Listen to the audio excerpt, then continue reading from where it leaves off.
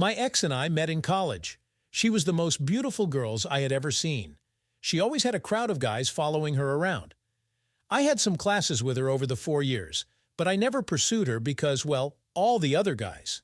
One day after class, she asked if I would study with her, and the rest is history. So we married, starting our careers in the same industry, different companies, a male-dominated industry. I found immediate success while she struggled. She changed jobs in the first year. She continued to struggle. In the third year, she became pregnant with our first son. She worked through the pregnancy. A few weeks after giving birth in a routine physical, her doctor asked to do a biopsy of her cervix. The results came back as precancerous cells were found. The doctor advised if we wanted more children to do it as quick as possible, as this will progress, and a hysterectomy will be needed eventually. So when she was up to it, she became pregnant again. She gave birth again to a boy, within a year of each other. Afterward, more tests were done, and different doctors advised to do the procedure now, as we should not wait. With 2 babies, still infants, she had her procedure done. She was heartbroken that she was done having children as we had wanted a large family. She poured herself into being a great mother, and she is. She became a say-am. She took care of everything at home. Meanwhile, my career was moving along. I was offered a position with another company with a large salary bump. Life is good. When the boys went off to school, she volunteered at school and was a fixture there. I should mention that we had close friends we went to school with, A and B. We saw each other often. They started their family about the time we did. They have 1 son. The families went on vacations together, dinner, outings. We were best of friends. After the son was born, A, the mother, went back to work and is very successful. B had a good job also, until about 2001, where his job was eliminated.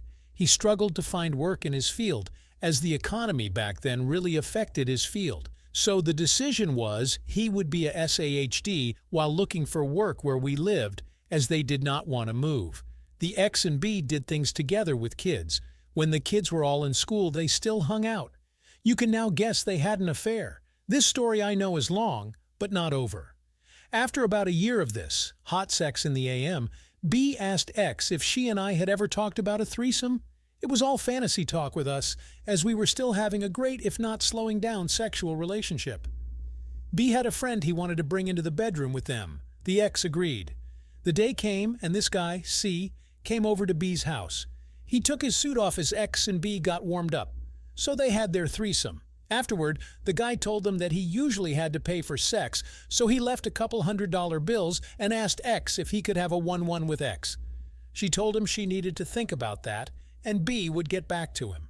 Eventually, C recommended someone else, and a business was born. Eventually, B was re-employed and had to leave X on her own. She used a different cell phone. She rented out a storage unit and made it her closet/office. She used the money to buy outfits her clientele requested. She even bought a car. She did not want her minivan spotted at a hotel. The guys had to pay for a room at a nice hotel. She kept the car at the storage unit. Everything was in cash. She never brought the money into our lives that I know of.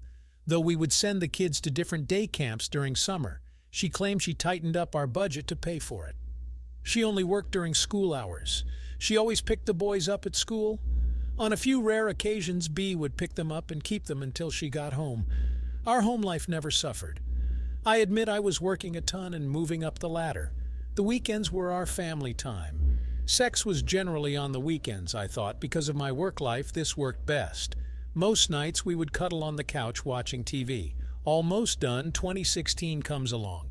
We have 1 son in college, the other a senior in HS. I get a call from B. X is in the hospital. He was vague but said she is hurt bad. I rushed to the hospital. My wife is hooked to a bunch of machines. They have already cleaned her up and taken her for x-rays. She has a broken jaw, broken nose, fractured orbital bone, possible concussion. She will make it, but will be a long road ahead. A police officer was finishing up and left. I of course want to know what happened. She was crying, talking gibberish through her sobs and pain meds. A nurse said I should let her rest. They were moving her to a room soon. She handed me a bag with her clothes. I looked in and asked if these were hers, because she never wears heels, and the dress was unfamiliar. The nurse said this is what they brought from the hotel room, so they pushed me out of the room. I called my sons to let them know. Later that night, when the fog of the drugs were wearing off, I got some of the story. She drifted off again. I had my youngest son sit in with her, and I called B. Why did he call me? How did he know before me? What's going on? So B came clean about what my wife was up to, leaving out the affair and his involvement. I was devastated. We eventually get her home after surgery on her jaw. The nose would wait. She convalesced at home. As she got stronger, I got the whole story.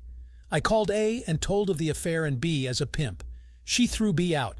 As she got on her feet, I told her we were done. I asked her to move out. She moved in with B. I got the divorce rolling. I am sitting here 5 years divorced. I still love her. It is as if she had died. The grief is unbearable. My boys know what she did. I have not spoken to her since she left.